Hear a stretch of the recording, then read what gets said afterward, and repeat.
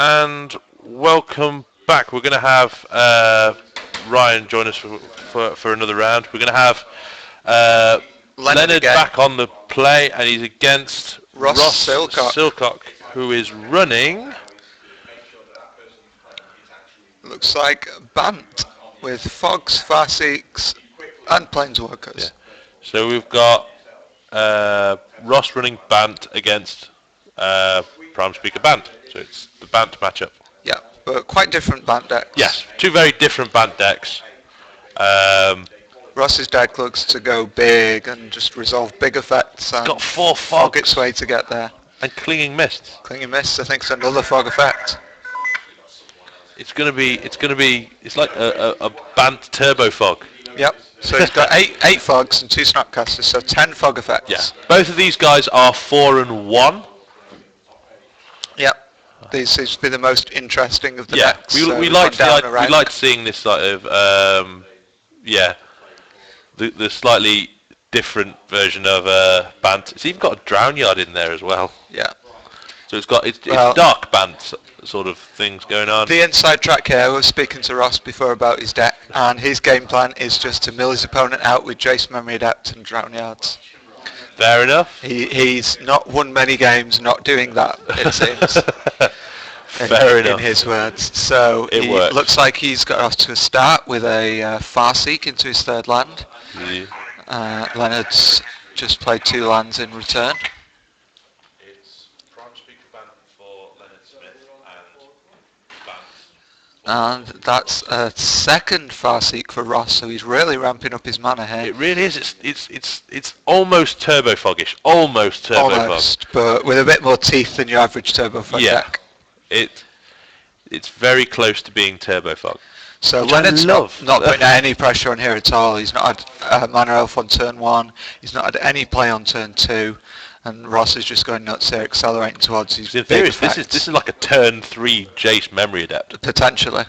So Ross can just take over this game before Leonard can do anything here. This is like aggro mill. Yeah. Your life total is 60. Yeah. And I'm going to Your life total is 60, losing 1 every turn, and I'm going to hit you for 10. And you've already lost 7 at the start of the game. Ooh, so that's a turn 3 Arbor Elf from Leonard Smith. So what sort of hand must he have kept to have nothing but an Arbor Elf on turn 3? Because surely he would have top decked that. You'd like to think so, wouldn't you? And that's a Gideon from Ross. That is a Gideon. Gideon likes to beat people up. Maybe he'll win a game without milling someone. Gideon does like to beat people up. Everybody likes Gideon, except when you're on the other side of the field from him. So we've got 5. We've got a Garrick, Battle of the Planeswalkers today. Yep. We've got Garrick. So I imagine he'll probably be making a beast here. Yep. You'd like to think, wouldn't you? See, which of you do you prefer, Gideon Jura or Gideon Champion of Justice? I think Gideon Jura is slightly more consistent. Gideon Champion of Justice is a bit more swinger. Yeah. I can't say I appreciate either of them really. The white planeswalker of my choice is Elspeth. Yeah.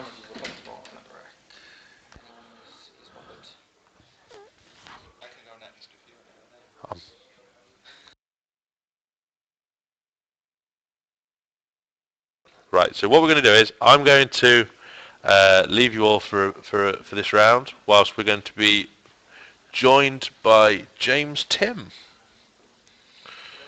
So I shall see you in round 7. It will be round 7 next. Yes, believe so. So I shall see you in round 7. So I shall see you in a bit. Very simple. Yeah. You've got a headset, a mute switch on the headset. This is your live stream. This is what's going out live. So this is coming from the table that's going out. And the chat's on that screen. Might have to be careful with me,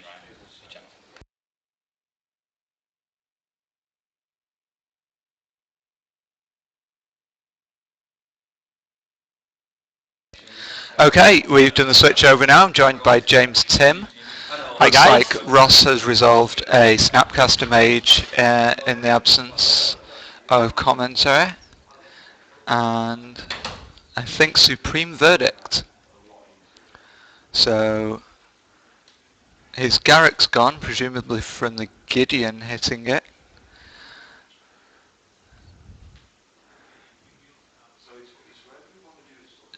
And Leonard, end of turn, cast Sphinx Revelation for 2.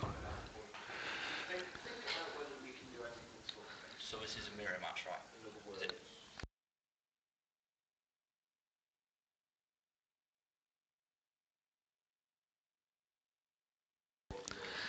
So Ross untaps. Ross is in a good board position here. Leonard's got a Thragtusk, which is boosting his life total, but Ross generally aims to win with Mill in this deck. Leonard's just reading Gideon there. Gideon needs to get to 15 before it can exile the permanents. 0, it turns it into a creature with the number of loyalty counters on, which I think is currently 9. And his +1 gives him some additional counters for each opposing creature. Ross rattles off a Sphinx Revelation for 4 here. And it's looking a lot more favourable for Ross in opposed to his opponent's Lone Thragtusk. Yeah, the Sphinx Revelation main phase seems quite an interesting play, whether he's digging now or... Yeah, well, Ross is seeing blue mana from the other side of the table now. We can tell you that Leonard doesn't have any counter magic, but Ross doesn't know that, so he may just be wanting to protect his Sphinx Revelation from that. He jumps with the Snapcaster to... Looks like... I guess he attacked into the Gideon? If I was Leonard, I'd attack the Gideon here. So would I. It's not a card I've actually seen much playing through the testing, but it does seem in some matches it just comes down and it's pretty hard to deal with. Yeah. I was talking to Ross before. He mentioned that Gideon's probably one of the ways he wins games other than milling people. Yeah, well, it seems good. If you just fog in, leaving him with a big board state, and he's eventually going to get to a size which is just unmanageable. Yep. Right. Or if he gets to 15, he can just exile all the other opponents. Yeah, or even maybe be a little bit greedy and maybe try and push a little bit higher. Yep, and have a Gideon around afterwards. Because you aren't doing much after you've played 7 lands. Ooh, okay, so that looks like a clone from Leonard Smith, which his only target is Thragtusk, which would gain him a lot more life. Which is, as you said, irrelevant for Ross in his matchup. Generally, that's what Ross seemed to think before anyway. And he just keeps ticking up that Gideon. Yeah, because he's got the 3 main deck Jace as well, which... Yeah, so Jace is apparently his primary win con. Yeah. And then sometimes he drown yards. Yeah. Well, it's nice to have that extra clock there. Yeah, but, Gideon's up to 12 now, so it may be that Ross's plan is just to get him to 16 and then reset. And Augur of Bolas is going to slow down those Thragtusks. But it didn't hit a spell by the looks of it. Yeah, Ross looks awfully flooded in his hand. That big Sphinx's Rev.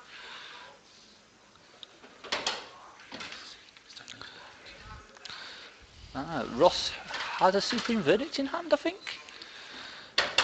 So, whether he's waiting maybe for a double, but...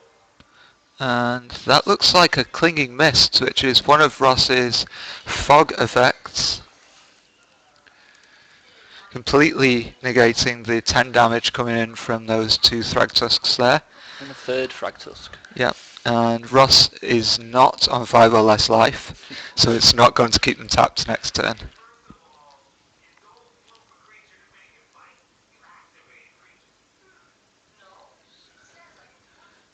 That's a Dissipate? Dissipate's going to be good for Ross here, stopping anything other than those 3 Thragtusks from interfering with his game plan. Like a Detention Spear coming down to take Gideon at this point could be... Yeah, so it looks like Gideon's up to 16 here. That's a +1, and then the 3 Thragtusks on his 12 from last turn. Obviously, so if Ross has a fog here, he could just exile everything and be left with a Gideon on 1, which is a pretty good position to be in. I think I saw a Supreme Verdict in Ross's hand as well, so he can make sure the beasts don't stay around. Yep, and there's an actual fog from Ross, so if he wants to, he can reset, or he can just Wrath. Like, the Prime Speaker Bant actually seems like it could be bad. Is this, was that a Prime Speaker? There is a Prime Speaker in the deck. Yes. And that looks like to be her. And Ross has the Dissipate. So he doesn't want to see that. So it looks like he isn't planning to reset last turn. Maybe he was worried with that was if he draws into a counter spell with the mana that he's got left available, with the forest and the 2 hinterland and the breeding pool. Perhaps. So he didn't want to... attacking with the Augur, so he does either have a fog or he's planning to reset here. He's definitely going to cast something. And that looks like all his mana.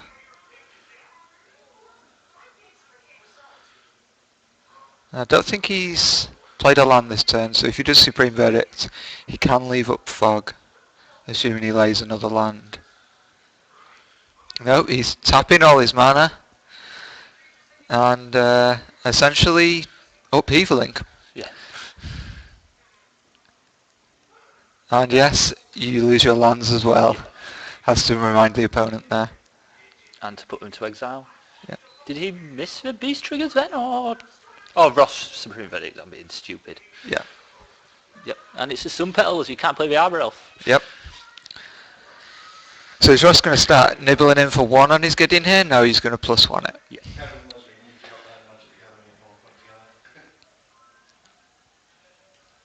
And that's the Arbor Elf that tried to be cast last turn.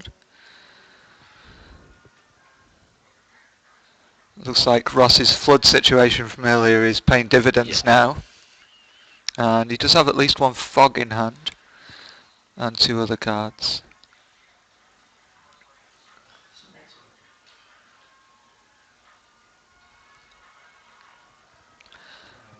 So Ross managed to reset the board, but he's not really followed it up with anything other than rebuilding his mana base here. The Arbor Elf actually seems to have maybe like put a bit of a kink in his repositioning, just with 1/1 body, I guess. Yeah. To nibble away at the Gideon if he's swinging in. Well, it's going to deal 1 damage to Gideon each turn, but Gideon can +1 and then gain the counter for the Arbor Elf each turn, so it's still positive for Ross. And he has a Drown Yard, he has access to most of his spells.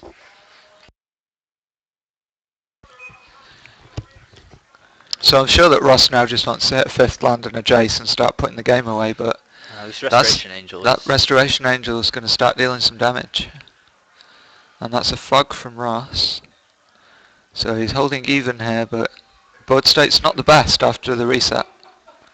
It looks like Ross has got 2 more fogs in hand, so he's got a lot of time to try and generate an advantage here. And that's a Supreme Verdict, wiping out Leonard's creatures again. And Gideon is up to... Leonard Farseek, so it looks like he's not going to be adding much to the board this turn. I think Gideon's on 10 here. Which is really going to start eating away maybe after this Supreme Verdict. Yeah. So Ross could either carry on taking it up, or in the absence of any opposing creatures, he could just start swinging for 10, which is a lot to swing for. Yeah. Let's put a nice forced turn clock. It's interesting, there's no detention spear within Paul's list. There's 1 in the board, but none in the main deck. Yeah, so there's really no answer for that game. Yeah. We were speaking last round about how Leonard's deck seems to be sacrificing versatility and endgame for just a lot of consistency in the mid-game and trying to punch through damage. Yeah, the main deck clone's very interesting. I played Jund earlier and bombed out like a boss, but yeah, the clone would have torn me to shreds, I think. Yeah, so Ross has swung for 10 with Gideon. Leonard chooses not to block with what looks like an Avacyn's Pilgrim. And then adds an Acidic Slime to the board, which is going to blow up one of Ross's lands, and it's the Navalia Drown Yard. I think I'd have been tempted to take one of the mana producing source, like he's only on 1 blue. Yep, he could have cut him off blue there, although there's a second Hinterland Harbour. Which now activates. I think Ross has got Dissipate in hand. Which Ross must be happy with. Yep. But the Acidic Slime's got Death Touch. But Gideon's indestructible, so... yep, I think he is. Unlike the other one. But it's a fair block, it's putting the clock down. I guess Feeling of Dread's okay versus Gideon, but... Alright, so he jumps with the Acidic Slime, makes another Avacyn's Pilgrim. Yeah. And then Ross is really forcing a jump here.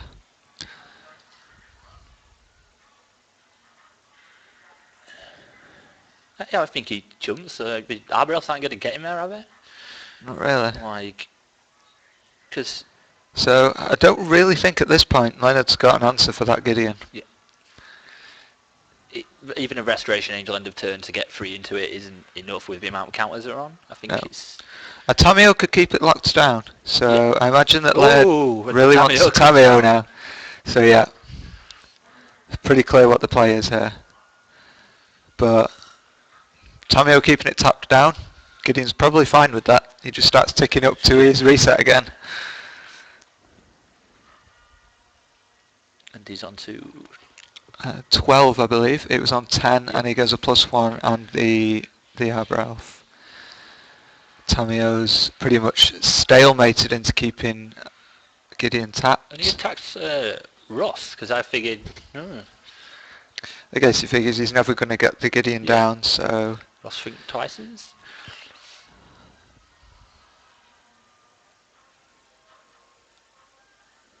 It's very interesting, the Bant list in this. Yeah.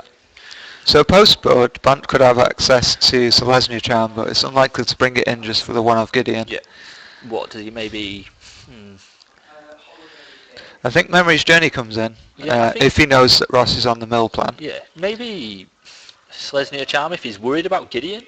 Perhaps. If he loses this game, it could maybe distort his view, but...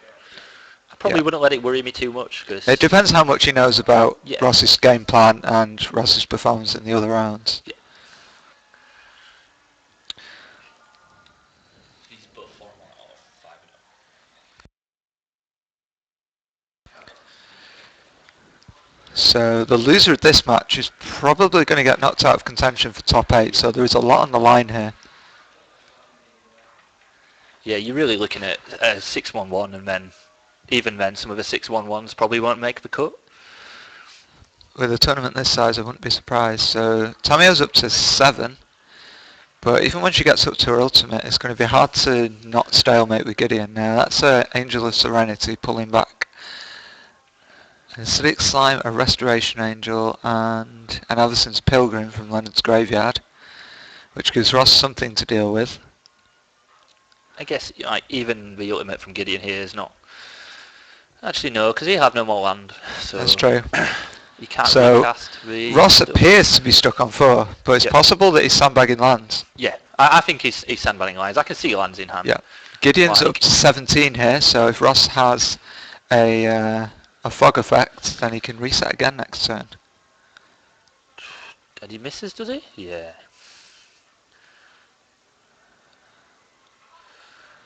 But I believe Ross has at least 2 fogs in hand at the moment. So if he is on plan reset, that's going to happen again. Tameo's still on plan stalemate.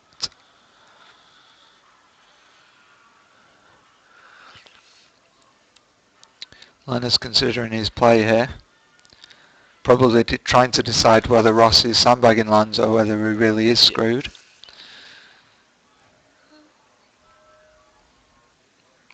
And deciding whether to send his 5 damage at Gideon or at Ross, little knowing that it doesn't matter. And he decides to send it at Gideon.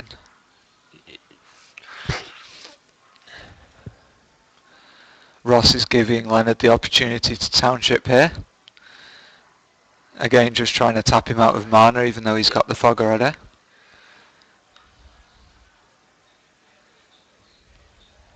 So it'd be quite nice if it was a clinging mist, so he could attempt to kill the Pilgrim, but... I think clinging mist. Clinging mist is Fateful Hour, so Ross has to be on 5 or less for which one is? It's a fog effect that lets one creature deal damage. It's quite terrifying presence. Yeah. Yeah. I think that costs a bit more than Ross is willing to pay for a fog effect here. There. Yeah. He doesn't really want to tap it to. Yeah. Ross attacking with the Ogre. Leonard must be expecting the exile here, so there's no reason to take the 1. And Leonard is going to have a mana elf in hand off that angel if the exile happens. Well, he's got 1 card in hand, I think, Leonard, so... Yep, unlikely to be a land. Yep. And Ross tapping all his mana for the upheaval type effect this time. Might have a bit more than last time. think he's got to think twice to use of this. So Gideon goes down to 2. Ross resets the game yet again. Yeah. Something that's probably unlikely to happen. 2 Gideon resets in a game. I've never seen 1 Gideon reset yet, and that's straight into a Farseek from Ross. Yeah, so he's been sandbagging lands and rebuild spells. So he's still got 2 mana floating here. And it's a lot of and a land drop for the turn. Yeah. So this is lots of value this turn from Ross, really. Yeah. Leonard managed to rebuild last time, but he's got his work cut out for him again. Especially because he didn't seem to anticipate Ross's sandbagging move. Yeah, definitely, yeah. At least until this turn. I think maybe he just felt he could deal with Gideon and not had to worry, and was maybe wanting to cast a large Sphinx's Rev, but he's only playing the... And it looks like Leonard has 0 lands and just passed the turn after drawing a clone, I think. This might be a scoop. He's checking for win conditions. He's checking for lands. Yeah. There can't be many left. And he still has some, apparently. He goes up to 6 and passes. Ross has a Glacial Fortress. He is only on 24 land, not the 25 like the normal Bant decks. This is probably due to the extra mana dorks. It's 7. Yeah, there are 7. And plus 4 Farseek, so he can accelerate out the gates. Oh, and there's a Snapcaster from Ross. It looks like he's just going down the damage plan now. Yep. So 6 in total there. So presumably if he has another Snapcaster, he's put him on a 1-turn clock. Yep. And we know he's got the Pilgrim to play down next turn. Yeah. Which really is not going to do much now. I think he drew a land. He did. And it's untapped as well, Cavern of Souls.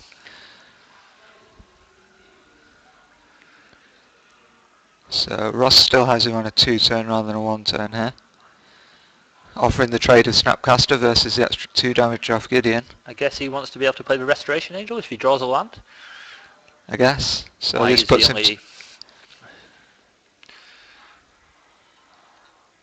And make 2 blocks next turn? Yeah. So Leonard's playing for the out rather than for maximising his value here.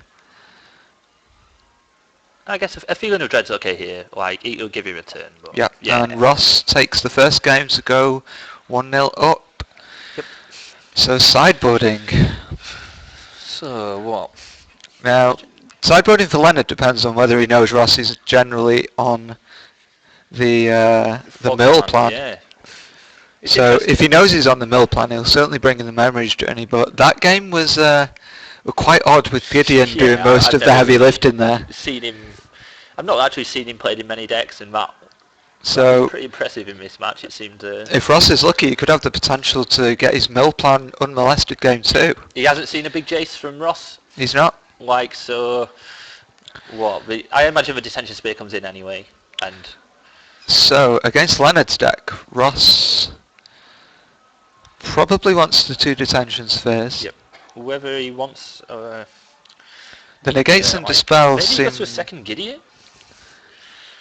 Like, just because of how well. Yeah. It seemed pretty good then. It seemed like. With the Gideon's not a card that a lot of people have experience with, so I imagine that Ross is one of the best qualified people, seeing as he's put it in his deck, to figure out whether it's going to be good here. Presumably he's been playing it in play testing and it's been good, so... Well, I don't know how... what deck did Ross play for SCG?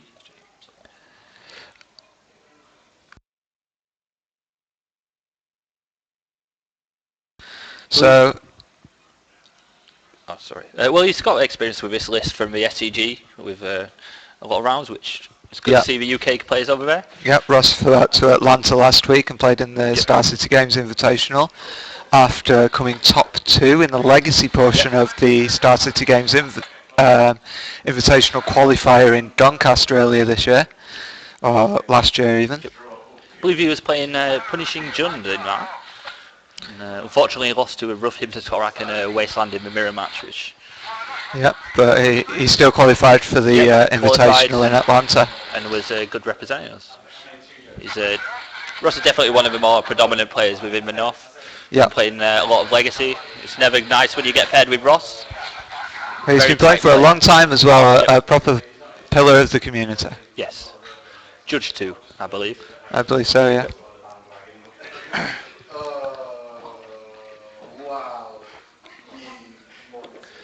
So, there is no counter magic in this Bant list whatsoever. No, but Like, the blue mana makes the opponent's respects that there may be counter magic.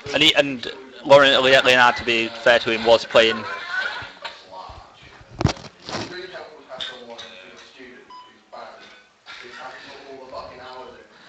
So it depends whether Ross has done his scouting and he knows that his opponent's not on counter magic, whether he rings in the negates and dispels or not. I think negate's probably fine anyway if he. Yeah. He's seen Matamio, so that's quite unique to the list. That seems to have fallen out of favour recently. But I can definitely see its value in the kind of mid-rangey field. Yeah. And I think Ross saw the Garrick as well. Yeah. So he knows that there's at least one target for each negate. Yeah. So maybe that's pretty important, especially the 2 detention spear as well can come in and just hose Ross's plans. Yeah. I think the slime will come in from Leonard as well. Yeah, against any sort of slower deck like Ross's, blown up lands has got to be good. Maybe he cuts for clones from the main deck, because... Yeah, there's only targets on his own side of the board, so it can be a bit unreliable there. Yeah, and... It seems that Ross was holding his Snapcaster Mages as late as possible there. Yes, he's trying to not show what... And Leonard's seen what, the 1 Dissipate main deck, so for Ross...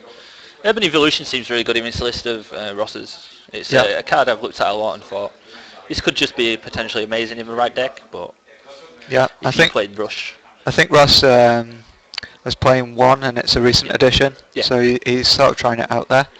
Looks like we've got a video freeze there, folks, so we're just going to reset that.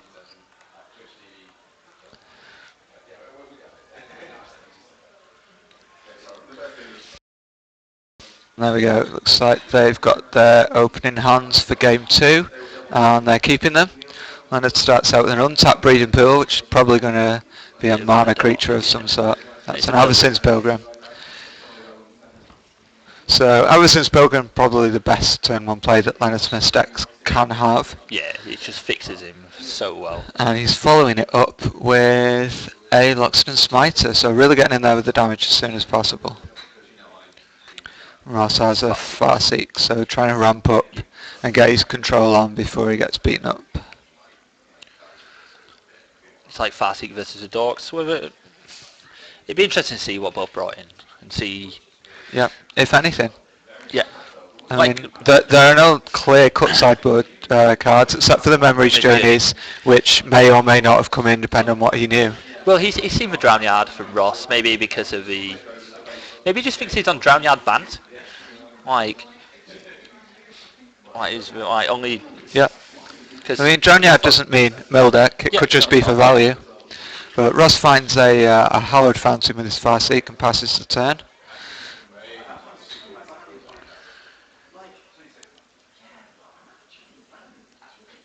Be interesting to see with Leonard if he overcommits to the board and just tries to get the damage through, but that's playing into Ross's game really. So Avacyn's Pilgrim is not a land this turn, it's 1 damage, and no other play from Leonard. He's not representing a Dissipate, he's only got 1 blue mana there. Ross augurs into a Supreme Verdict, so that's got to be good for Ross. Yeah. He's got the tapped land to make sure that goes off next turn. So I think it's pretty clear here that the Augur just blocks the Elephant. Ross goes to 19 and then it pretty much prevents Leonard from playing anything else this turn. At least creatures. Yeah. And he's not even taking the opportunity to get in for 1 there. Just making sure that Ross uses that Supreme Verdict straight away. Ross is on 15 as well, not 20 guys. I believe that's right, it's just not updated somehow. Yeah, that's true. 5. He did take the 5 a few turns ago. This is a verdict. I think we're going to see a Restoration Angel end of turn maybe? No? Resto, right? And no Restoration Angel, but a backup Smiter.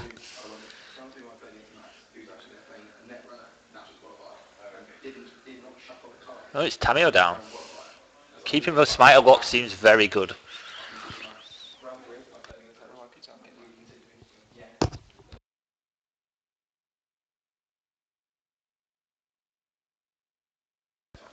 And Ross sticks a Tamio, followed by a Jace Memory Adept. So that's quite the productive 2 turns there of Planeswalkers.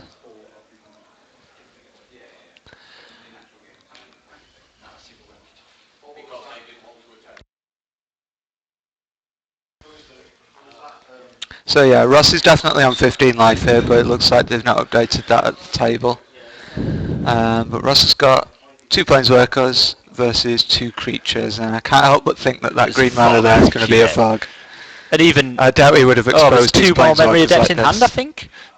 So That's a lot of memory adepts. yeah, And that's a lot of cards to be milled. So yeah, there's the there's fog. the fog. Ross probably would never have Yep. exposed his Planeswalkers No. unless he had it there. And that Jace is going to go to work on his opponent's This deck is pretty gonna- sharp.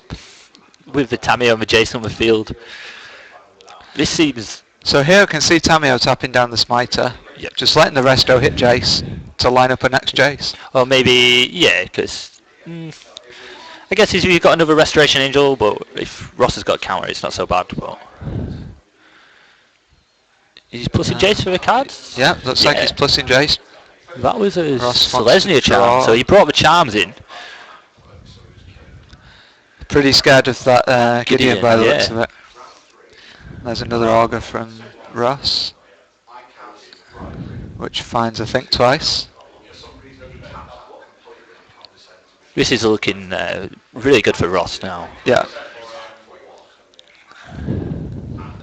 Unfortunately, feature matches don't seem to be Leonard's lucky charm today. Yeah. I saw the board state at the end of the last game. It seemed, it seemed quite interesting. The fight between the Reckoner and the 13, 11 Fragtusk. Yeah. Yeah. But the Vault of the Archangel sealed that game up. Did it? Yeah. So Ross has got what looks like a full 7 cards in hand. Mana untapped, and I don't think Leonard's ever getting through here. And that looks like a Think Twice. And it looks like Leonard did get through and killed Tamio. Into another Farseek. And then a Farseek. So Ross has drawn a lot of cards, but none of them seem to have been the ones he needed to prevent that damage this turn. I think he would have preferred to lose a Jace there with another one in hand.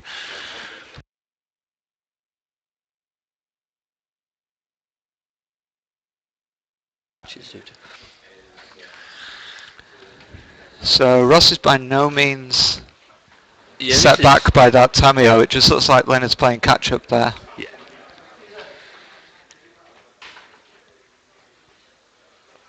Like, I think a verdict just here would just be pretty ball breaking for Leonard. Ross really doesn't care about losing that Ogre if it means he can kill all those creatures. So he's flashing back Think Twice, digging away.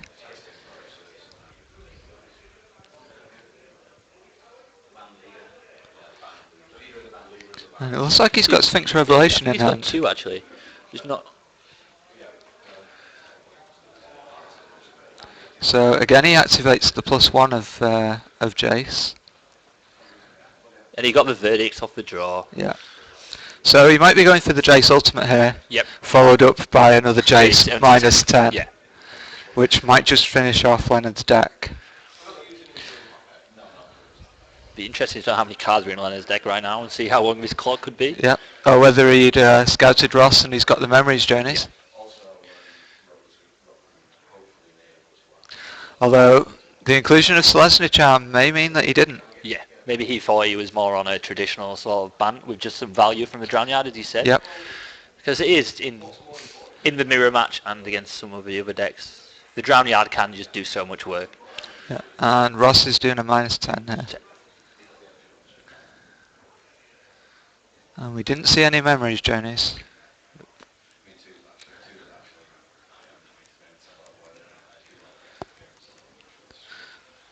I'm only vaguely familiar with Memories Journey myself. I didn't draft Innistrad too much. It's an instance, so So its target player shuffles up to 3 target cards from his or her graveyard into his or her library. So if you have 2 memories journeys, then they can just keep shuffling each other in forever and you can never deck. yes, because you stack the other one. No? Well, no, you cast one to shuffle the other in, and then draw the other one, and then Right. cast it to shuffle the first one in, Right. just each turn for the rest of the game. And that's a very large Sphinx Revelation for 6 from Ross. That's So in Angel Serenity with... is an Angel of Serenity with another Angel of Serenity under it, so he's got the chain going there. So Ross really wants to find a fog off that Sphinx Revelation, which is hard to imagine he didn't. Yeah. And that's another -10 for Jace. Leonard's deck looks to be dwindling. Still no Memories Journey. So maybe he didn't bring it in.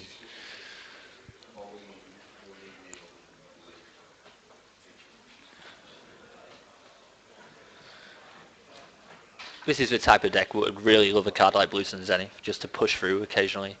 So depending on how many cards Leonard Smith has in his library, Ross may be considering Planeswalker Rule on his own Jace, and then playing a third Jace to finish him off here. He's got all 3 Jaces. Oh, unless he D-Spears one. Plays the He other. could D-Sphere one and then play the second, that's another option. Because if he can just fog for days at the minute, I think. And that's a Supreme Verdict there, which puts another Angel back in Leonard's hand, followed by a Farseek by the looks of it. Ross doesn't feel as though he has enough lands yet. Yeah.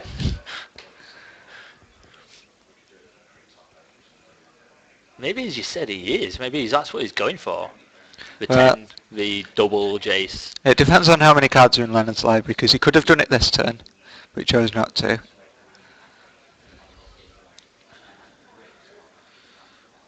I think the Augur's coming down.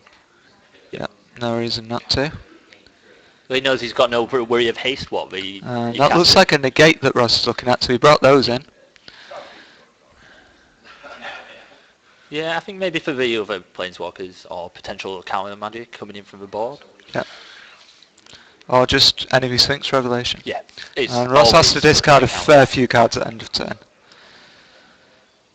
Leonard draw goes. So with those extra 2 Jaces in hand, Ross has pretty much got this game locked up. Yep. He didn't even... I guess he just figures the Angel's not going to actually do anything. Oh, yeah. Yeah, and the handshake's there. And that was pretty comfortable for Ross. It fell there. All 3 memory depths. He was never really in trouble, and he managed to kill his opponent both times. Yep. So what we're going to try and do now is get Ross into the booth for a quick interview. So bear with us.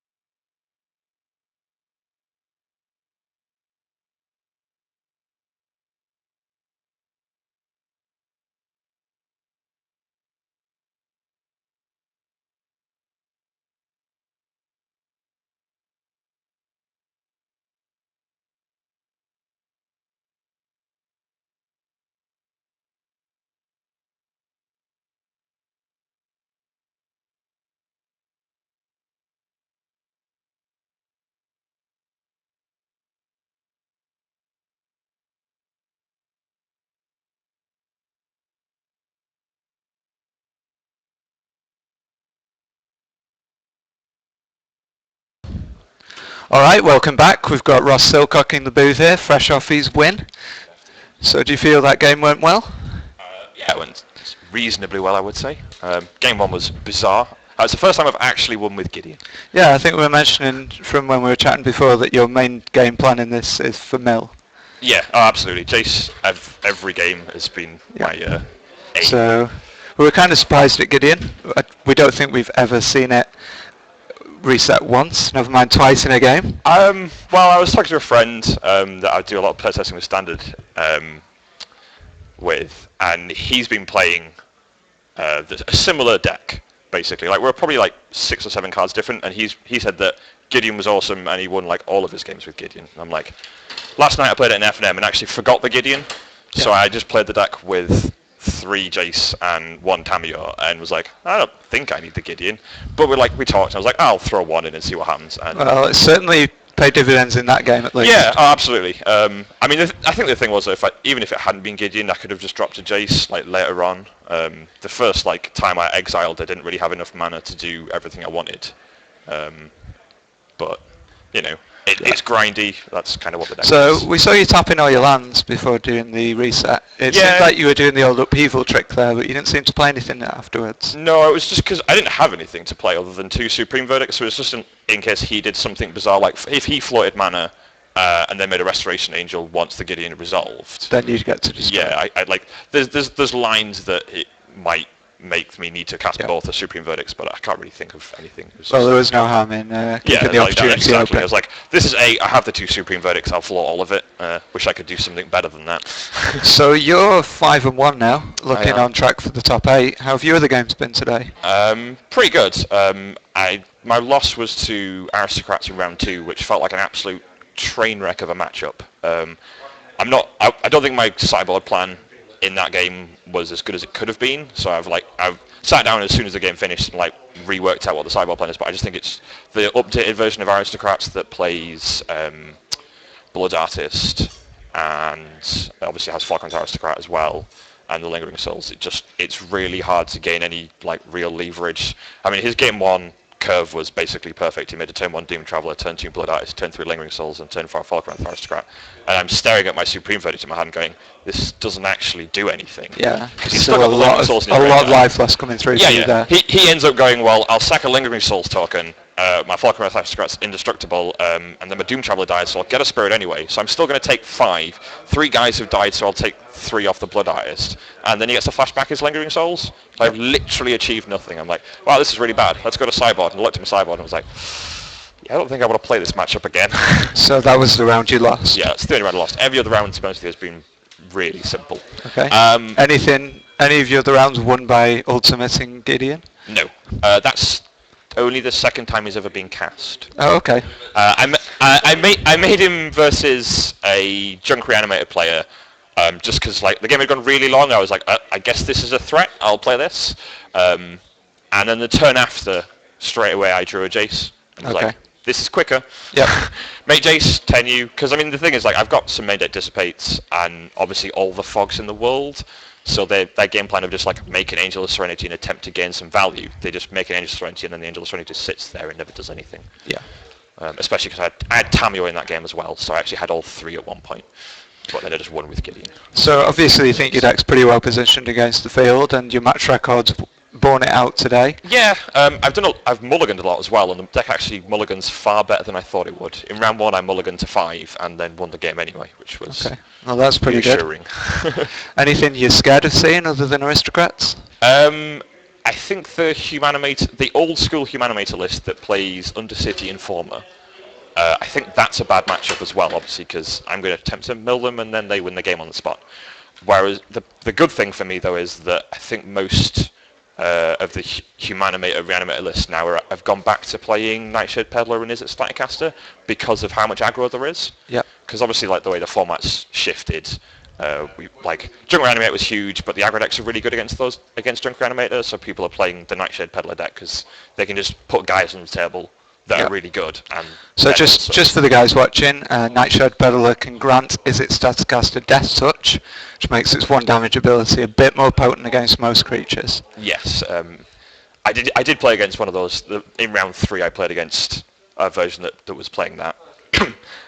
But his draw wasn't fantastic, and he played 2 Chronic Floodings, which is the enchantment that you put on a land, and whenever the land taps, you mill 3. Yep. And he actually flooded himself so much that I fogged so many times and then dropped Jace and tenned him once, and that was enough.